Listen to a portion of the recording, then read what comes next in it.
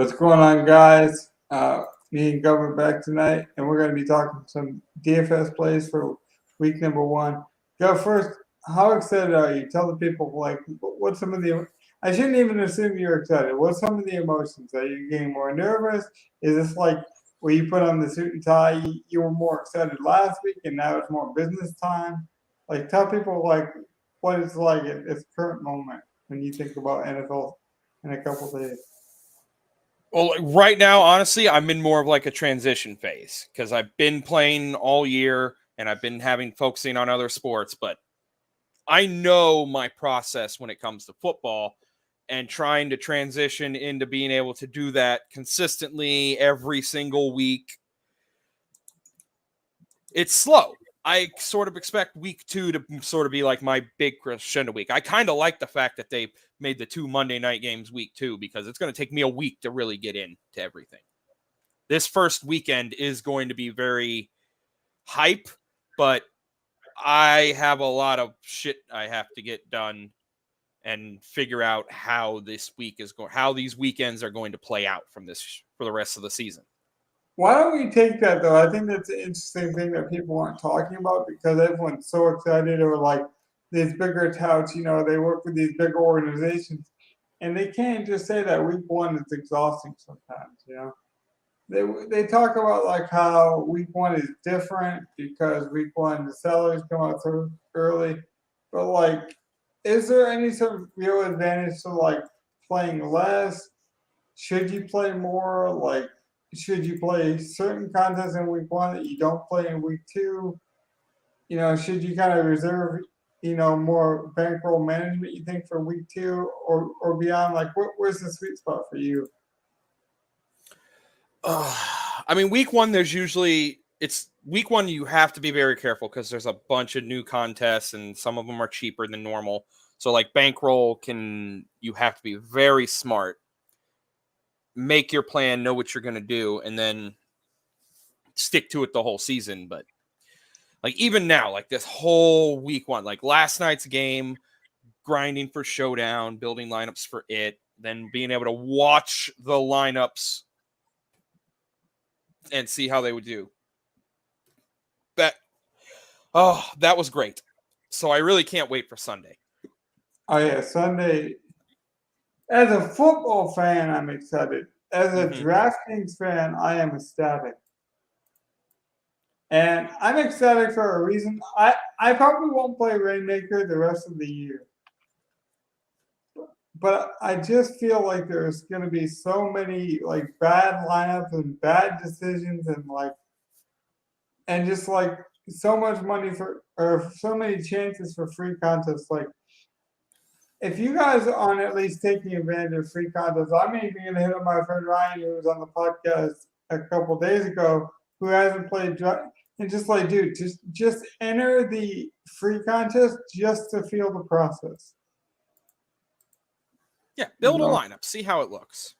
There's plenty. I believe there's 5 different free contests for the Sunday slate. On DraftKings, at least. That's not counting FanDuel. It's not counting Yahoo.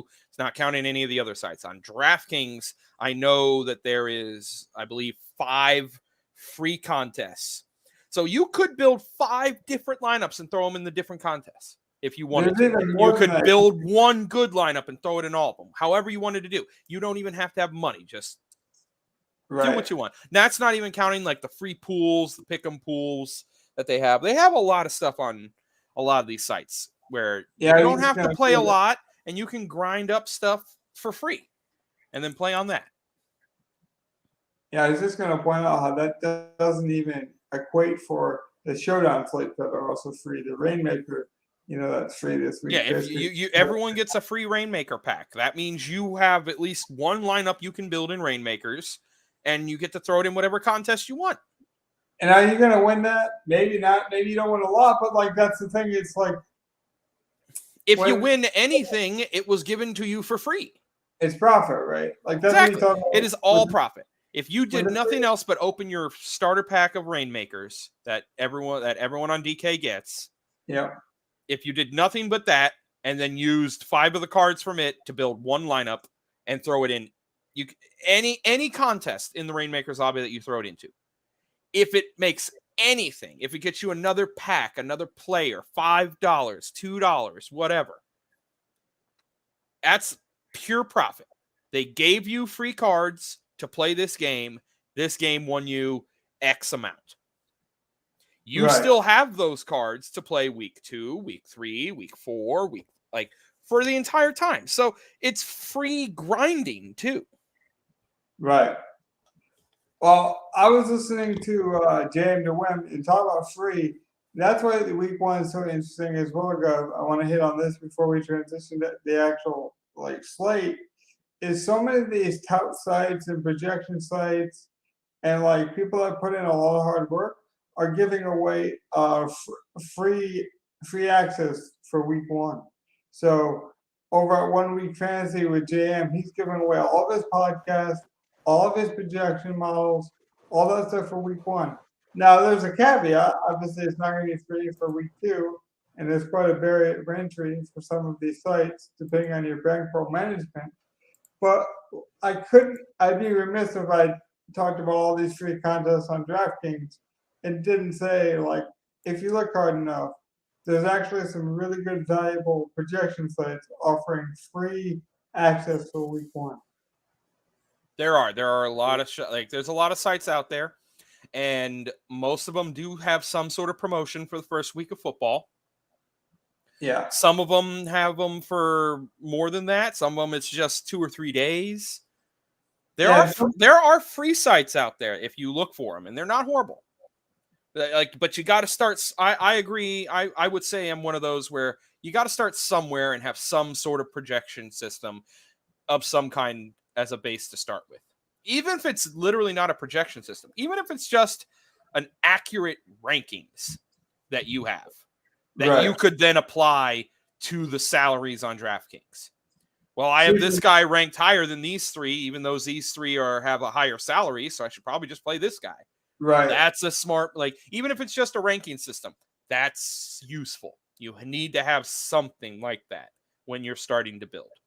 See, I work good with background noise, and being a remote worker, I basically put on a podcast just the way, an audio body shop would put on a radio.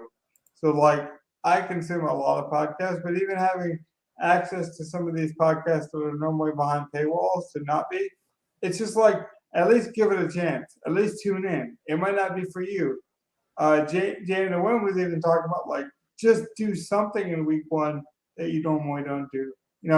If you can't max out the milli, which is obviously at a lower cost than normal, he was actually advising you still don't do that because he's let's say you have a small bankroll and it's $5, but your return on investment still isn't great. But this is a great week because there's more 25-cent competitions than any other week typically.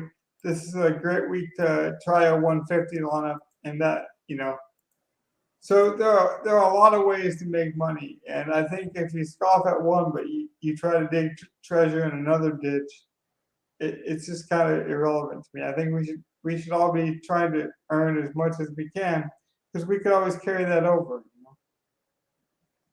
And we talk about emotional bankroll. It's why not have a little fun while we do it, and obviously do it safely. Talking about safety, that's why we're here, Gov. We're here to provide the people with some kind of idea of not exactly the names on the back of the jersey, but some kind of protection of I wouldn't do this or I would do this because of this. And instead of saying, oh, I think Aaron Rodgers is a good play, I thought what would be most beneficial is if I named a player and then you can even name some players for me if you'd like to get some talking points going. But the whole idea is we create a scenario, what could go right for this player and what could go wrong. And that way you understand why the play would work or why it wouldn't work. Instead of being I think Aaron Rodgers is good, I think Jalen Hurts is bad. Tell me the story of why you think something's going to happen, not that, because neither one of us are fortune tellers. Exactly. Not trying to tell the future. I'm just trying to I'm trying to play smart, but I'm trying to get lucky. Right. I'm trying to put myself in the position where when I get lucky, it's a big win and not just like, oh, I got lucky and min cashed. Yeah, exactly. All I'm trying to do is write you my story and then put my signature on it. I'm not saying these are going to hit, they're going to work. In fact, I'll be transparent. Maybe my picks don't work. Maybe we do a gambling show. I have some interested people wanting to do a weekly pick spread show. So I think we'll try to do that in week 2, which obviously Gov could be a part of if he chose to be, and where we'll just track our progress. But I think overall, no matter if you're a DFS player, a FanDuel player, a DraftKings player, you play, on some of these other sites, just put yourself in the best position. So when you're right, you win the most money possible. It's not about being right all the time. It's about winning, capitalizing, and winning the most money possible when you are right. So with that being said, if I told you that Jalen Hurts was going to have a bad day at the office, so the Philadelphia Eagles quarterback was just going to not play good. He was going to go under projection.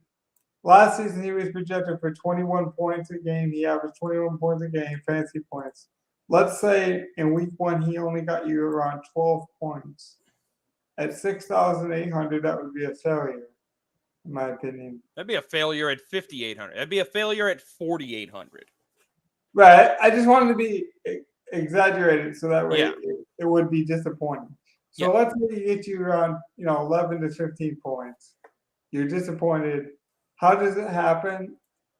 And then what do you do as a late swap person at that point? Because this is a 1:00 game.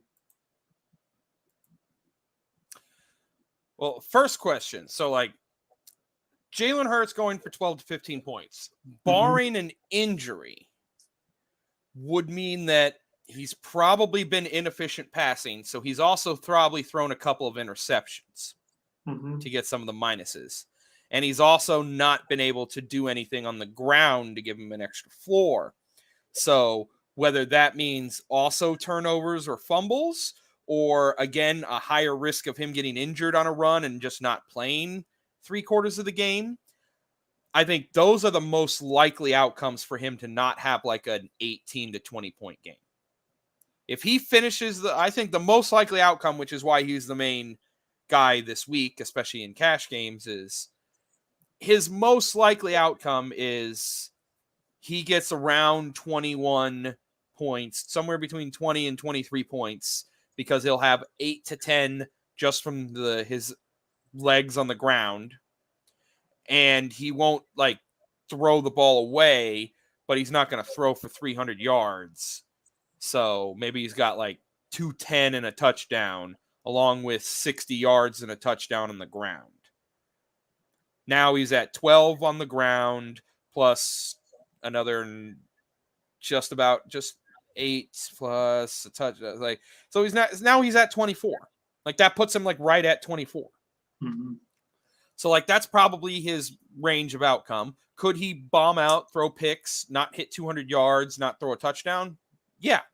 He most likely, though, if that happens, then he still is probably scrambling and running. And that's sort of the game where, okay, now he's only thrown for 150 and no touchdowns. He probably also ran the ball for over 100 yards in that game and gets the bonus.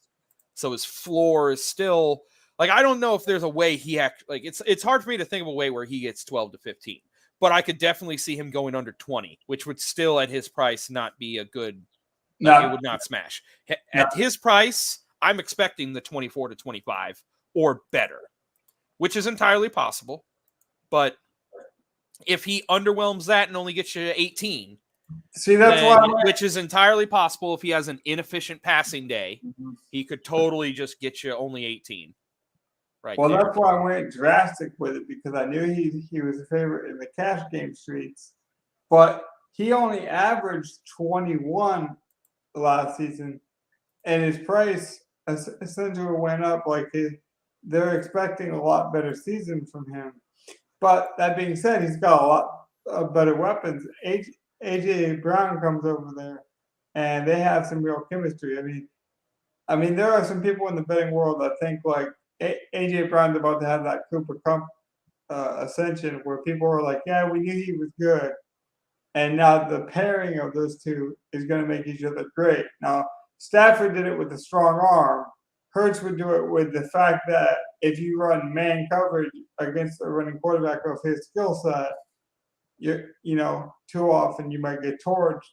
So then if you're a wide receiver and you know the coverages or like that they're favoring, your rushing quarterback, it could open things up. So it would be a different style of opening each other's games up, but I think they could have a similar impact this season. And not to mention, Smith is very talented if he stays healthy. I mean, to your point, Jalen Hurts did average 823, not average, sorry. He had 823 rushing yards in the totality of the season last year. Now, I would tell you I think he's going to go over 1,000 just because of the addition to the offense. I think it would take an injury of massive proportion for him not to hit 1,000. So anything else you want to follow up with Hurts, or are we good there? I'm good on that. Yeah.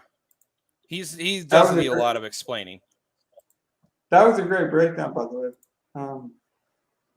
So let's talk about, because we saw Stafford have just a bad Super Bowl hangover in week 1. Do you think that's going to play a factor in Joe Burrow's and people basically galaxy brain Joe Burrow, or where do you think he sits? Because he's in a weird range to me in his pricing, being 6,400. Early in his career, before he even got drafted, he showed the ability to rush, but then the injuries kind of hampered that, and it was more a coaching decision to keep him in the pocket, but he's obviously talented. I'm intrigued by Joe because of Jamar Chase being so cheap. So I think that stack is intriguing for people that like that game. I mean, Burrow has proven that he should be a lot more expensive, but there's a few things you said there that I'm completely opposite on. I never saw any rushing ability, semantics, but I never saw any rushing ability from Burrow before or after the ACL. There were games last year he ran 3 or 4 times, but he only ran for at the most he ran for 20 yards, which means he's scrambling for his life running. He's not really running. If he were actually trying to run, he would have had 40 yards on 5 carries, 50 yards on 5 carries, not 23. 23 is I avoided a sack and got 3 yards rushing. Yeah, he had 149 on the season last year, but they literally told him no. That's nothing. 140. I can get 149 as a fat man who doesn't play the NFL. That's insignificant. But Tom Brady. Let's actually compare. Let's actually compare. Take any other non-running quarterback that you have, and let's just look. How about Justin Herbert? He's about the same age, or even Brady. What did Brady have at the end of the year?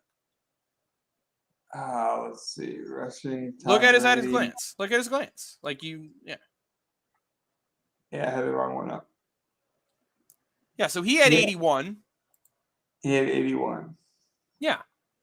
And you said Burrow had 129. So Burrow, who's a little younger, scrambled a little more than Brady. But they really told him at no point in time. No, I don't know. I that never happened. I honestly know. I have Cincinnati fans who I'm talking to, who I talk to every day. At no point in time did they tell Burrow, don't run and scramble. They tried to protect him as much as they should, a second-year quarterback coming off an ACL tear, but they didn't tell him, don't scramble. They just put the offense around him that he doesn't need to, and he's not a running quarterback that's ever going to try to scramble anyway.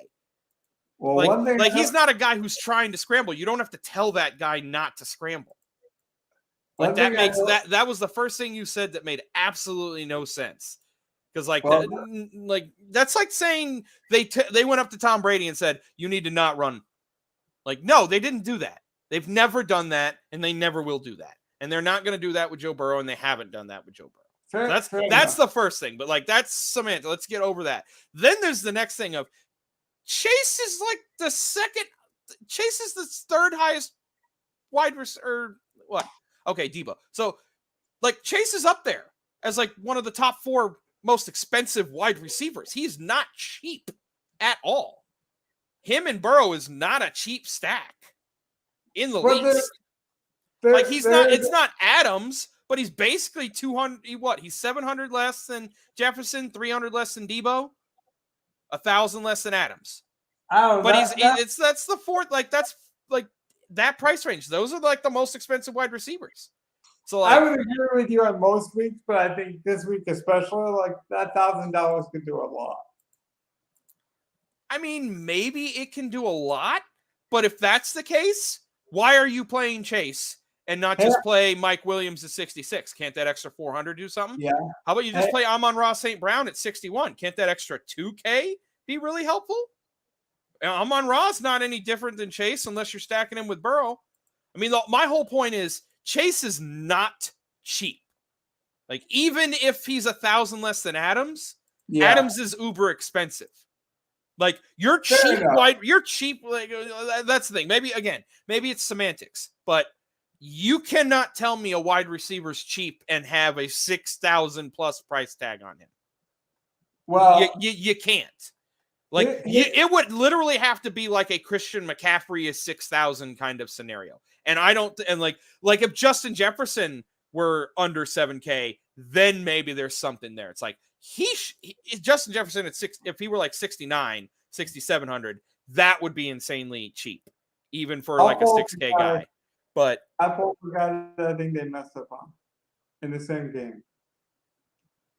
Yeah, Thielen probably should be more like, yeah, if Justin Jefferson is 78, Thielen should probably be mid to low 6, not mid to low 5s. Yeah. So here's what I'll say. The first one, you might be right. The second one, I still stand by. And I don't stand by it because you're wrong. I stand by it because I think there's a lot of mispricing in the wide receivers. And so it looks like a lot because Chase is up there, but I think almost every wide receiver on this slate is underpriced. And week 1 there is a lot of mispricing. So like, to be honest, there is a lot of mispricing, but that's also why I'm not sure that $1,000 helps so much. But like, there's already a lot of guys who are uber cheap, and after practice and preseason, we've already seen a couple of guys who are mid-priced who are probably going to be playing solid snaps. See, but I love that we can swallow that we disagree. We can disagree, and we can admit, hey, you might be right here, I might be wrong there, and then we can move on. We don't have to like turn it into like an hour-long debate. Exactly. I wanted to get that out quick because like you said your thing. I heard two things that like I really didn't disagree a lot with what you were saying, other than Burrow is mispriced and Chase is not cheap. Yeah, I guess what I'm more saying was the projection of Burrow was he was going to run more in the NFL, and based on the first injury, it was advised that he didn't do that as much. But then, like, here's a side point that I don't hear enough people talk about. It's not about really rushing the ball as much as it is knowing when to get down. Like, Russell Wilson isn't really a scrambler in the same way that, like, Jalen Hurts is, right? But he creates movement within the pocket to then create the throwing lanes. Yes. Now, some people say that's because he's short. And it's like, yeah.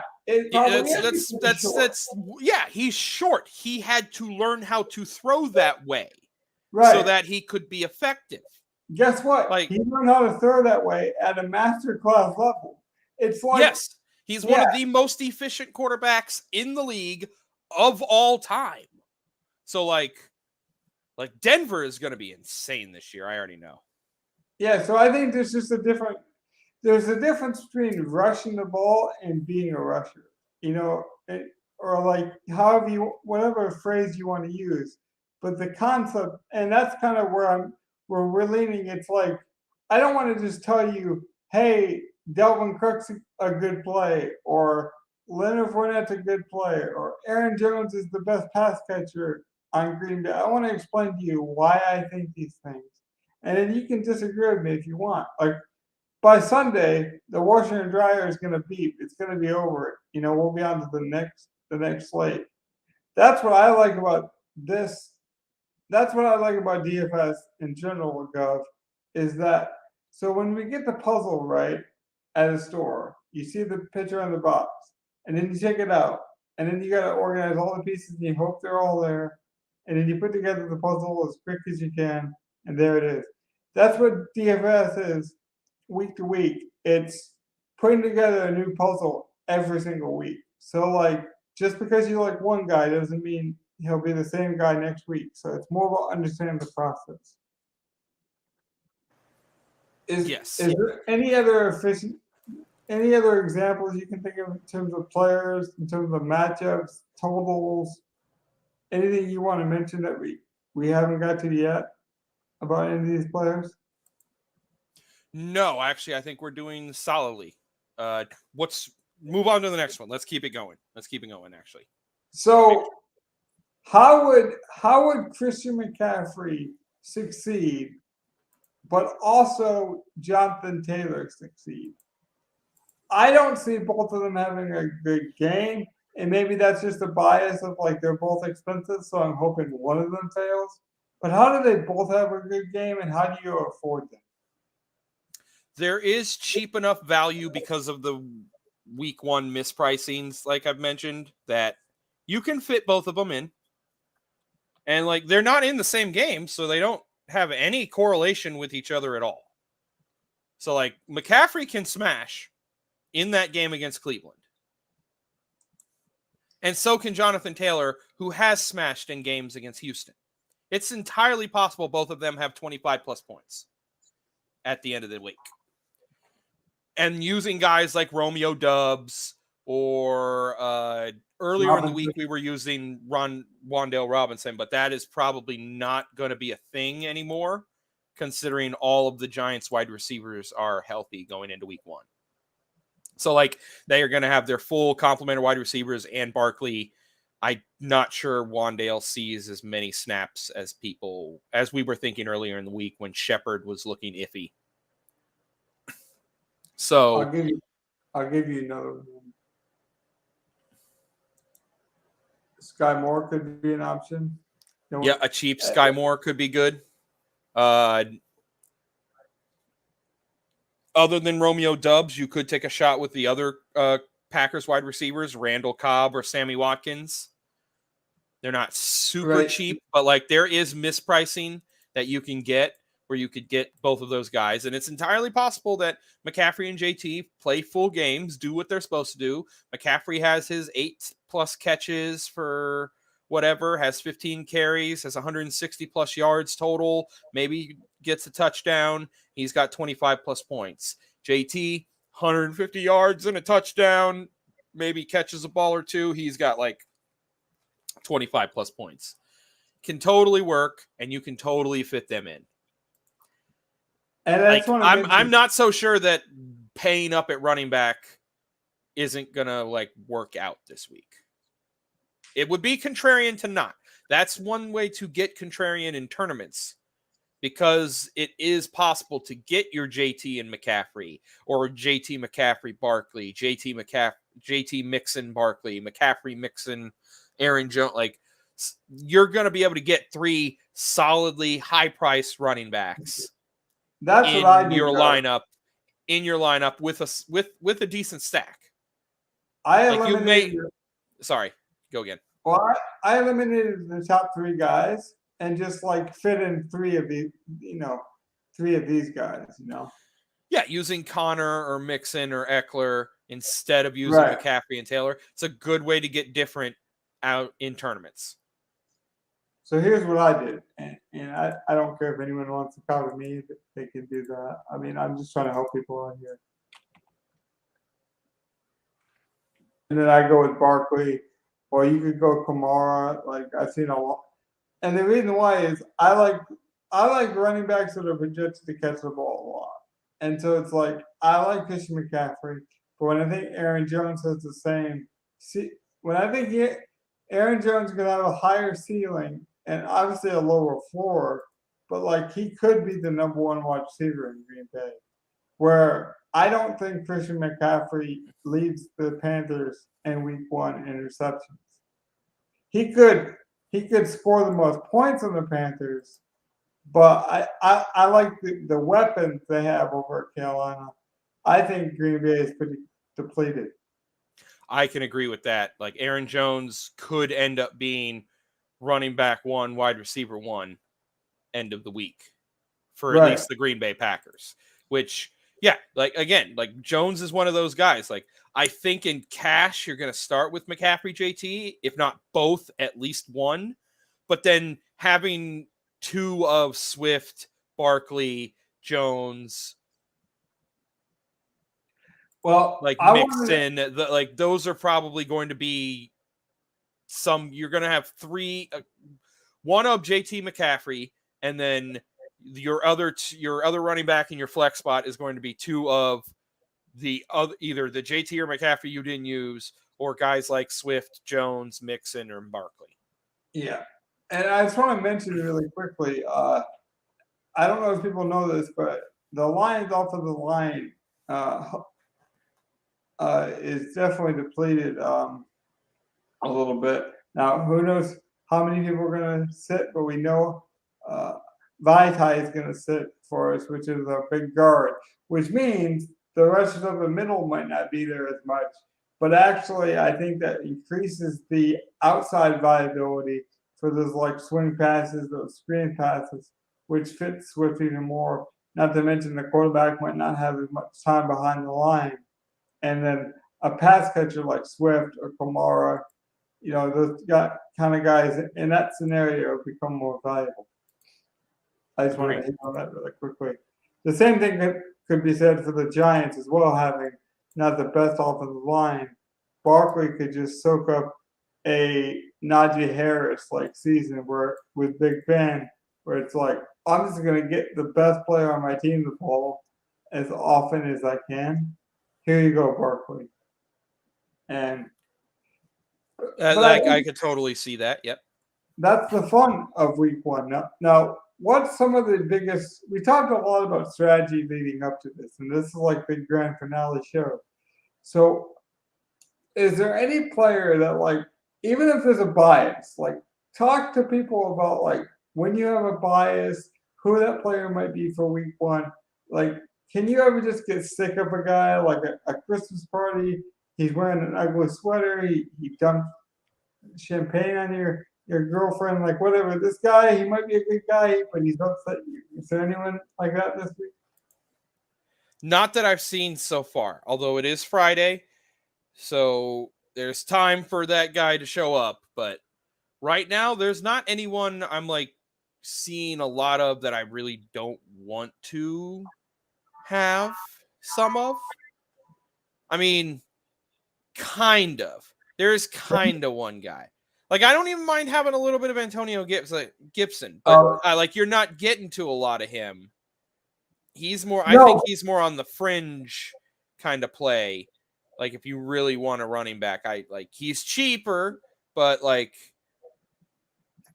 I still think he's more like on the fringe of that stuff. Well, that's why I always want to mention a guy like this because it's like not that I would play him, but not that I recommend you play him, or that even he's a bad play.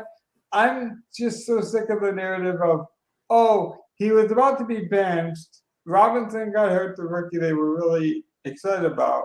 Obviously, sad gunshot wound. I'm glad he's recovering, and the team seems to be supporting him both emotionally and medically. So that's really awesome, and they're actually hopeful he might come back this season. But Antonio Gibson was about to be basically delegated to a kick returner role for this team. And a man had to get shot for him to get his job back. Now, you could view that as, no pun intended, but a shot to like be the starter again, and he's gonna run with his hair on fire. And it's not even his fault. Like, this is what I don't like about fantasy football. It's all the people talking about, like, they're making these grand statements about him, like, oh, Gibson's got his job back, therefore it means this. We don't know what it means. I'm just saying the guy almost lost his job to a rookie that was unproven. I wouldn't trust his price tag. I wouldn't trust the news coming out about it. The only thing he's got on his side is Rivera likes to throw to running backs. But who's to say it's not somebody else, you know? So that was just my kind of take on it. This is the one guy that, like, he's not steaming hot take, you're not a cold take. It's just one of those, like, doesn't do anything. He's a mad take for me. He's just a guy. Like if I had one guy like that right now, yep, I think it's Michael Pittman Jr. Because yep. he looks like a really good play at wide receiver. Like he's going to be the number one wide receiver at 5,500. Like everything about him looks good. Projections on him look good. He's in a game environment with a solid total. I don't know about Indy with Matt Ryan. Like, is he going to turn Michael Pittman into young Julio or Calvin Ridley? Is that what's going to happen? Even though they're probably just going to pound it with Jonathan Taylor the whole time? Like, he's had decent like he averaged, 6-7 targets a game, something like that. So, like, the volume's there. Everything about it is there. So it's not like it's a bad play. I just, I think I might be sick of it, honestly. I don't know. Because, like, what do I really want to play with it? Am I going to go Michael Pittman with the rookie running back from Houston, Dameon Pierce? Am I going to go Pittman Cooks? Like, I don't like either of those, and I'm not one-offing Pittman unless it's, like, maybe in cash because he does have a good projection, but, like... See, I actually think Matt Ryan prefers more the speedy options for the Falcons. And, like, Julio was just the rare exception because he was Julio Jones, like he was just a rare specimen. And when Matt's actually looking for a big body target, he tends to look for the Tony Gonzalez's or, you know, the big tight ends in the middle of the field. I think the guy he's going to fall in love with, and why not take a chance on it based on the value? It's not, like Gus said, it's not that we think that Pittman's going to be a bad fantasy player. Like if you draft him in your league, we're not saying don't play him ever. No, I'm not saying you don't play him in daily fantasy this week. I'm saying I've heard a lot of people talk about playing him. He's probably going to be popular. He might even be a cash play. I'm just not in. I don't know. It's something about I'm like you said, like who's the guy who's just like I'm done hearing about this week, and it's like right. I'm done hearing about Pittman. Let me see if he's gonna do anything, and hopefully he does in cash, and if not, then I might not play him a lot in GPPs the rest of the year. We'll see. Okay, so I'm going to make this a segment, I think, on this show that we do to break down the slate is those are the guys you're hearing too much about. Who are some of the guys we're not hearing enough about? I brought up Campbell. I know he came off a horrible injury, but he was having a breakout year. I think he could have a Terry McLaurin-like impact where he's like F1 flying down the field like a runaway train, and that's the guy that Ryan would target. Is there anyone else that's being slept on? Not so much as like a sneaky player, like, oh, you have to play this guy, but like even a concept. Like I'm gonna say this guy, while I kind of vamp so you can figure it over. I think if you don't play Romeo Doubs, and I don't care how you pronounce his name, as long as he produces on the field with the numbers. I'm going to say this. I think if you don't play him in a GPP, you made a mistake. I would say the opposite of that.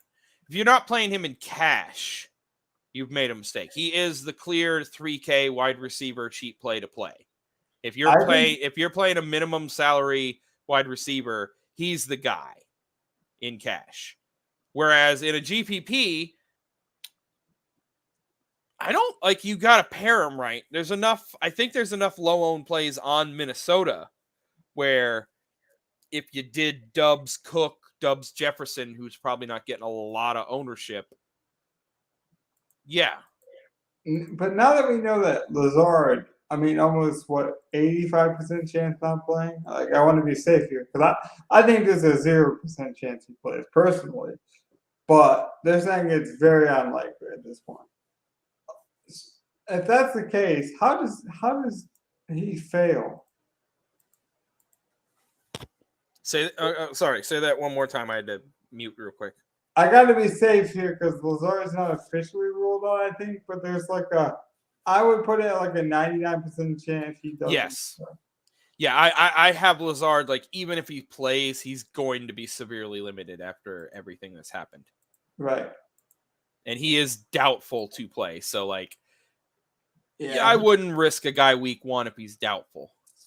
But what I was asking, though, is how does Romeo fail? Because we also got to look at this from an ownership standpoint. He should be 50% owned, I think. And cash, let's just say cash games. He should be probably higher on than that. So, do you really gain a leverage by fading him? Because he's minimum, so he needs so little to happen, and he opens up so much salary that like you can get different with that salary so much.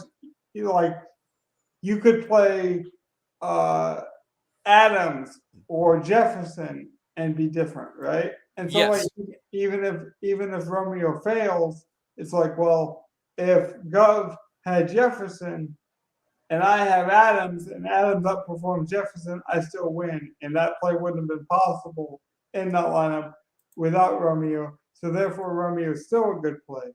But how does he fail as a projection? The way he fails is because right now he's technically, I haven't been able to like find a good depth chart on Green Bay that I really agree with. It's like that you trust, right? Yeah, because if you do that, he's like he'll still be like the 4th wide receiver. But with the other rookie Christian Watson, who had the knee injury and didn't get to practice all preseason, how much is he actually going to play ahead of Romeo, who got to play all preseason and we saw and has a rapport with the team? Randall Cobb, who we know is an older vet, kind of injury prone. How many snaps is he an every down receiver playing 80-90% of the snaps? Is he going to be out there taking the work? And then Sammy Watkins is the other receiver. Like, we already know he's like good for 1 game of 3 touchdowns and then a hamstring injury for 7 weeks.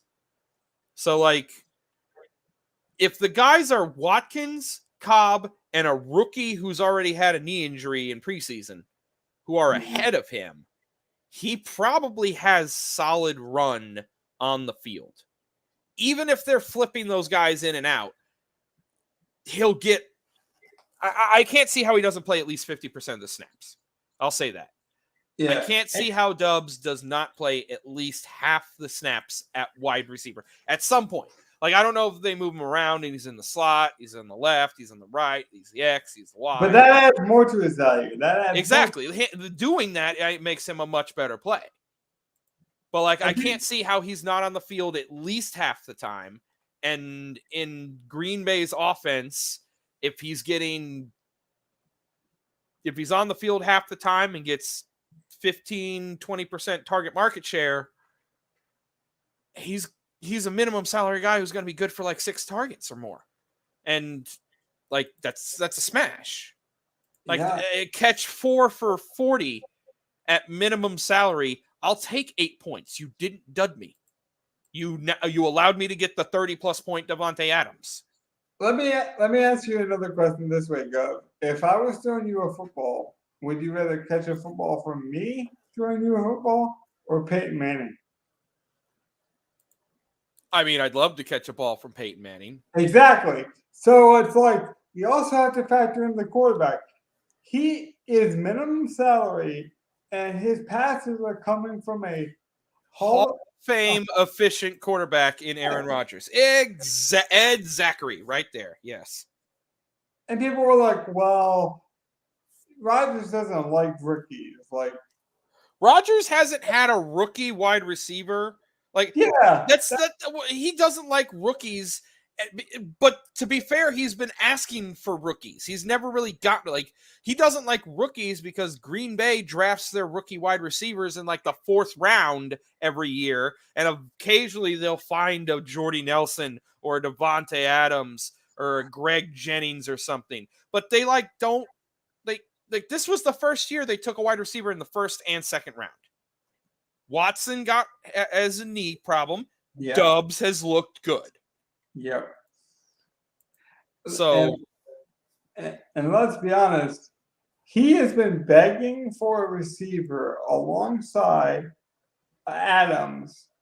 Since for Adams' entire time, like once he knew Adams was good, like year 2, he's like, okay, get me another weapon. I need another weapon.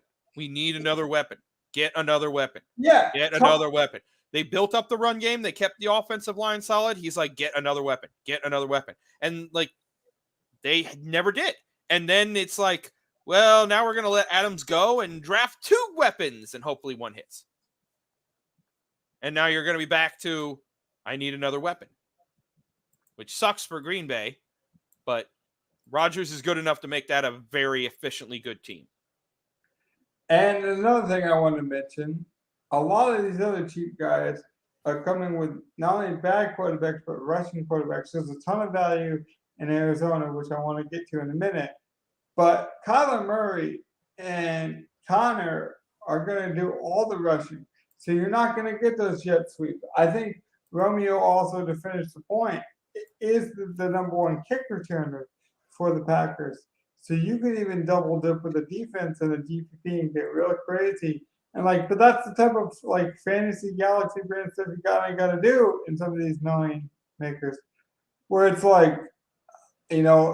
people don't think about I'm glad we brought that up because that's a topic that's not being talked about. It's like how Rodgers doesn't like rookies. He doesn't like bad rookies. He doesn't like it when you take them in the 7th round and you try to pretend like they're Tom Brady. Like that kind of one-off narrative doesn't ever really work, in a way people think it does. Like that's how you should draft running backs, not wide receivers. Right. Give me a bunch of 3rd and 4th round running backs every other year, and that's what you should be doing. But so that's team building and other stuff. Yeah, go on. Right. But yeah, I don't think enough people were talking about how much Rodgers actually wants a rookie. Just because he hasn't, we talked about it. I talked about it in my first question to you. I want to view this slate in a way that most people don't. I don't want you to tell me, hey, I'm playing this guy. I want you to tell me why. So that was an example of a why that I don't think enough people in this industry hit on. It's not that Rodgers hates rookies. He's had terrible ones. Exactly. I literally named his last 3 good receivers, like Devontae Adams, Jordy Nelson, and Greg Jennings. And those are the 3 good receivers he's had since he's been on the Packers. And they never had more than one of them at the same time. As soon as one left, that's when they would finally get another one. Now, we got late breaking news in terms of what I think most casuals are not going to notice here. And we have to talk. Basically, I'm saying this topic is going to go underappreciated because the news came out later that Moore is going to miss for the Cardinals. Hopkins is already suspended. Wesley's on the IR. Their other rookie, Kirkland, who had a good preseason, is on the out list as well. They never liked. He's kind of like Tutu Atwater. They never liked Isabella. He showed talent, Andy, but they've never liked him. There's some kind of rift there, I think. So he's like Tutu Atwater. And then you got Zach Ertz, who's highly questionable. Now, I do like the rookie tight end, but talk about uncertainty as a pass catching perspective. I think this is a topic that's going under talked about or underutilized in DFS, and it's a PMR slate or PMR a slate breaking opportunity if you can get the right receiver. And I don't care if that's a tight end; it could be a running back if you want to go there. But where would you go? And it is the value really one of these wide receivers, whether it be Isabella or Greg Dulcich, another rookie who has some potential. Because like the more news is groundbreaking to me. That changes the whole slate. That might make Brown a lot. That honestly makes Marquise Brown a heavy favorite. Like I almost think he's a cash game wide receiver, but it's hard to fit.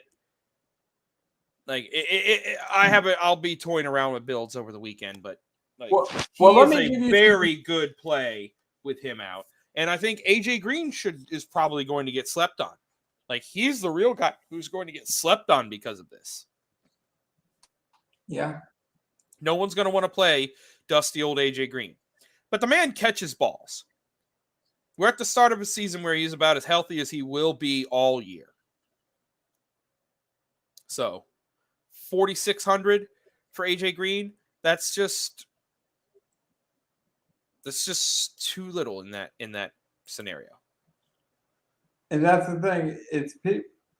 I like Michael Thomas. I love Michael Thomas. I think Michael Thomas has a good chance to have a good game. But now with the Cardinals news, and Michael Thomas being $1,000 more, obviously he has a higher ceiling.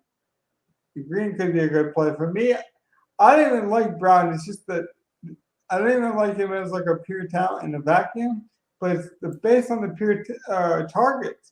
Even with Baltimore, he would get 8 to 9 targets, and he's got the speed to break one, Deshaun Jackson style, where you only need one from the guy. And he's a lot bigger than people realize. And I'm not just talking about height. I'm talking like the guy is built. He's proven he can take a hit, you know. I don't think we talk enough about that from a body perspective. It's like we look at size, it's like a height, but it's also a weight thing. Some people are more compacted to take hits, some people are not. It and no, it's not always the weight or the tight end position against a wide receiver. Some little guys can take a lot of hits. Steve Smith, for example, in my era, back in my childhood, could take a lot of hits just as a smaller guy, as an example. So I had to hit on that because that was an example of how things change throughout the week. Because if you asked me Monday, I wouldn't have told you Brown was a good play. Today, he's a good play. Doesn't mean he'll hit, but he's a good play. That's true. Now, who's the girl that everyone perceived to be ugly that like actually put on some makeup and went to prom and like danced like nobody was watching? Who's the like ugly play? Not even cheap guy, just like play that you don't want to touch or that people are not. Maybe you love this player and other people don't. But like, who's the play that's getting all this attention or lack thereof, and like you think it's actually good? For me, it's Mooney. Just to give you a little bit more time to vamp. Mine is Claypool. I like the Claypool call. And I like it because I'm guessing it's because everyone's talking about Pickens, George Pickens, and you think not only that, like Claypool- Deontay's going to be the number one wide receiver that people are going to pick. Everyone's going to like Najee. People have been talking about Pickens, so he's now getting the shit end of the stick for Pittsburgh. And Cincinnati is a good play on the other side. So, like, if you're looking for an unowned bring back to what might be a lot of people wanting to play Burrow Chase and that's a very I think Claypool, he's a little better than people might think. Like, yeah, you look at him in the light of, oh, that's a nice little cheap piece in my Burrow stack. Hey, that don't look half bad. Yeah, I mean, We did find out Johnson's no longer on the injury report, but I actually think that's good. I think That's even better for Claypool. Again, that's going to mean more people want to go to Johnson or Harris or something like that. Yep. I think that's a good call. I think that's a really good call. Now, if Zach Ertz was to sit, who do you think's the better play, Daniel Bellinger or would you take a chance on a rookie?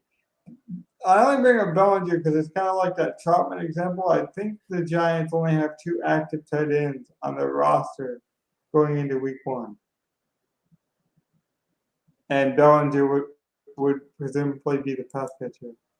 But with Zach Ertz, you got the rookie that I think's not maybe ready playbook wise, but like has flashed crazy good potential. So it's like you got the guy that's on top of the depth chart based on necessity, and then maybe McBride is a necessity too.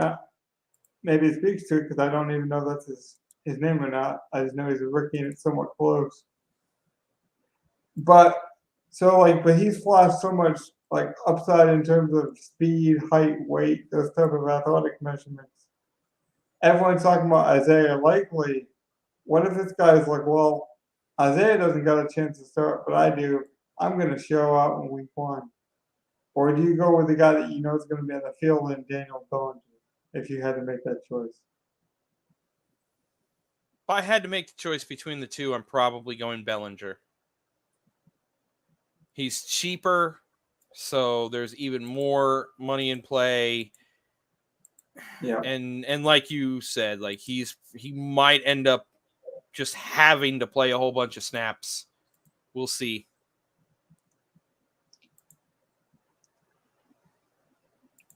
Is there anything, as we wrap this show up, is there anything that you are doing wrong and you know it, but you're doing it for the fun of the game? And I'll tell you why I asked that question as we wrap up.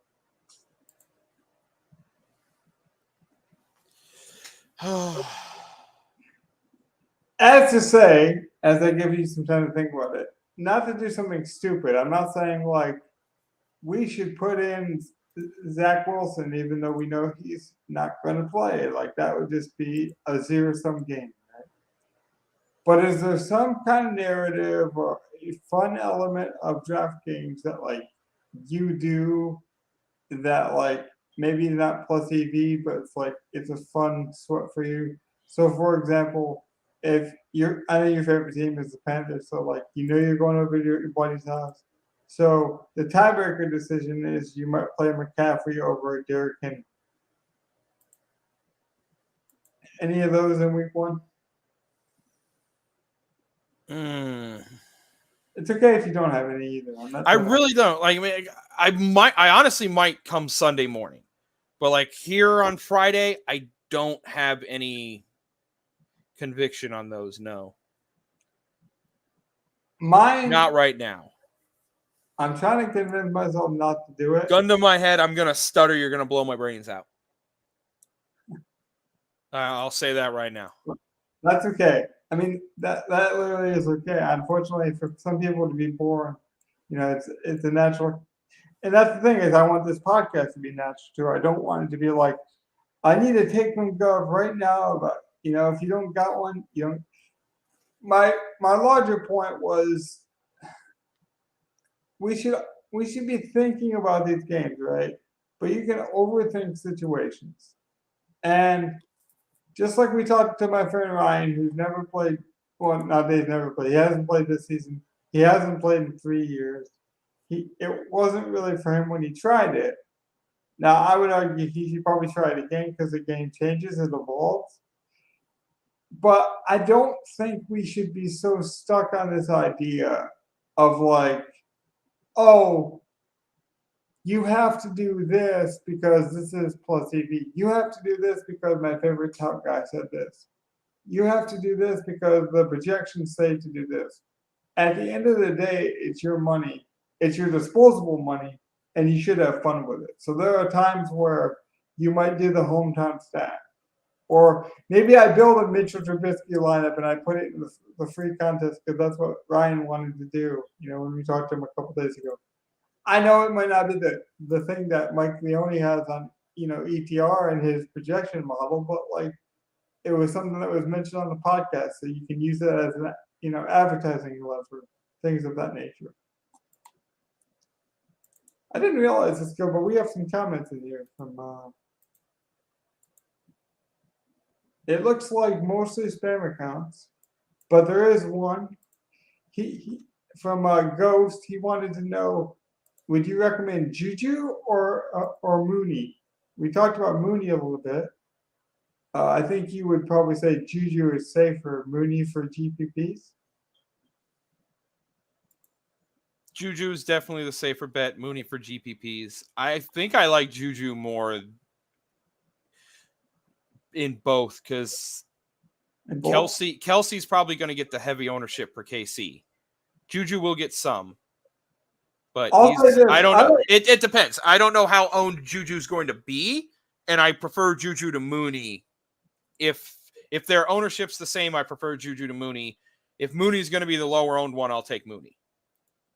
Yeah, I would say this in my fantasy draft that we did for the Record Eagle, our sponsor now of this podcast. Again, support your local newspapers, especially ones that are willing to embrace the media world. Because a lot of newspapers, they're still fighting against podcasts, or they're still trying to But the Record Eagle, they recognize that I was a small town guy, that they were a small town newspaper, that we can help each other and we can live in the same world.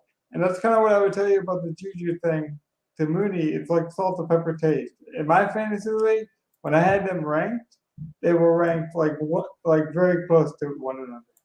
I just like other plays in week one, and that's where DraftKings is a bit different. Like I just like different people this week. But I guarantee you, 100% fact, I will play both of those guys at some point in the next probably 6 weeks. It'll just fit in a build. They'll make sense. I think both of them are great players long-term fantasy. But yeah, so I'm just trying to point out, Gov, that you should do things. It's disposable money, right? It's disposable income. At least it should be, right?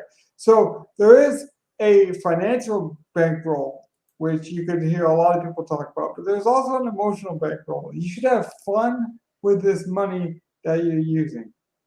If this money pays the light bills, it's not good, Well, it depends on what I'll say. It depends on what you're trying to do. If you're trying to just start up and you want this to pay the light bills, then yeah, that's not what this is supposed to do.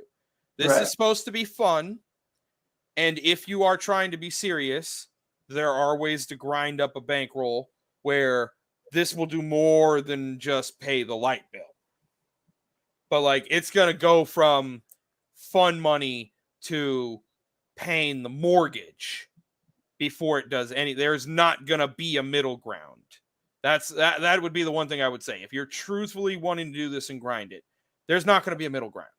You're going to be grinding until you get to the point where, okay, I can literally just get down. I have the bankroll to get down what I need to pay the mortgage in a month, no problem. As opposed to paying the light bill or buying some extra stuff on the side, which is perfectly fine to just use this as fun money. You win a few hundred, you win 1,000, pull it all out and just leave it. Same thing.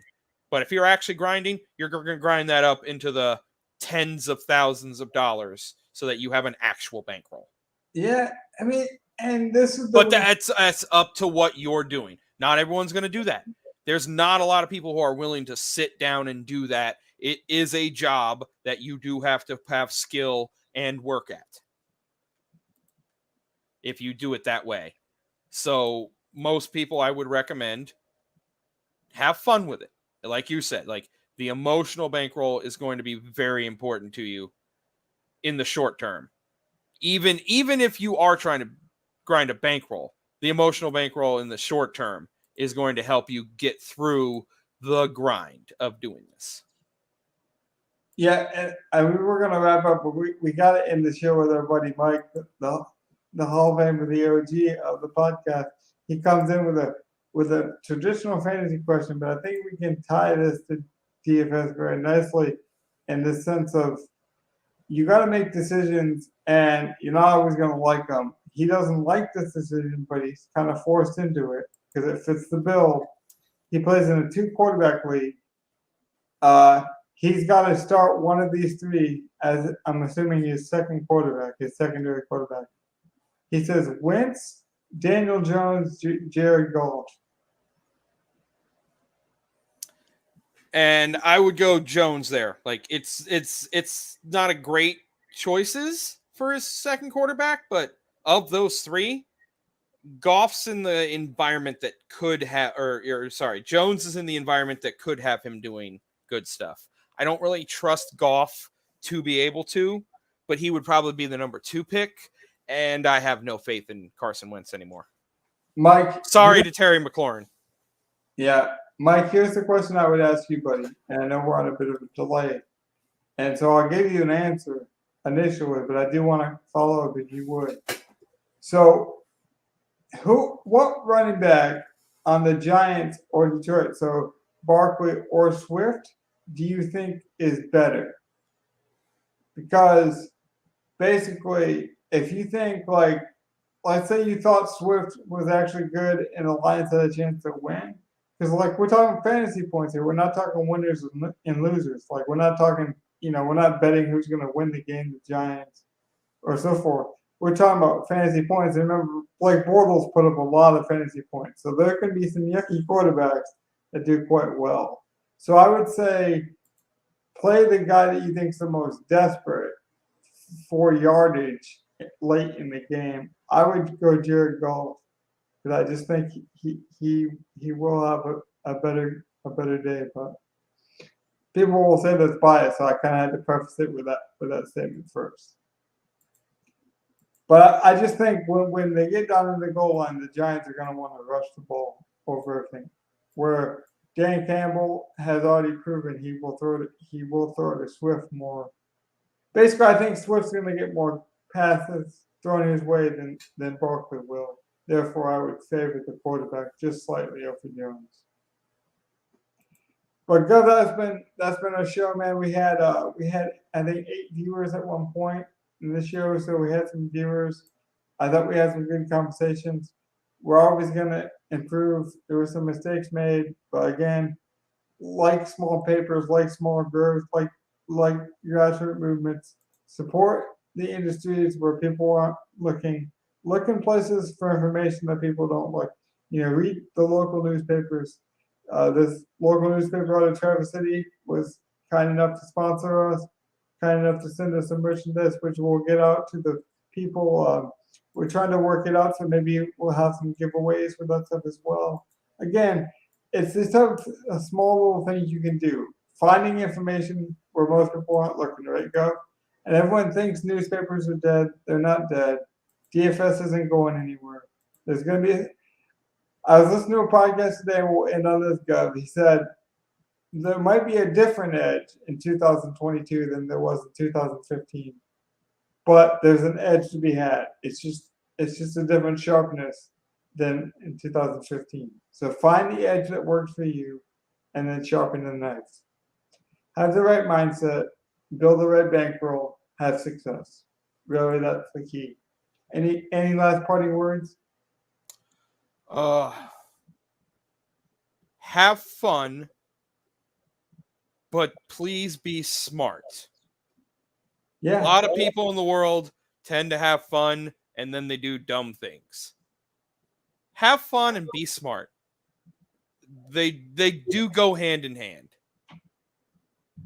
But you do have to work at it. Smart goals. Yes, sir. Smart goals.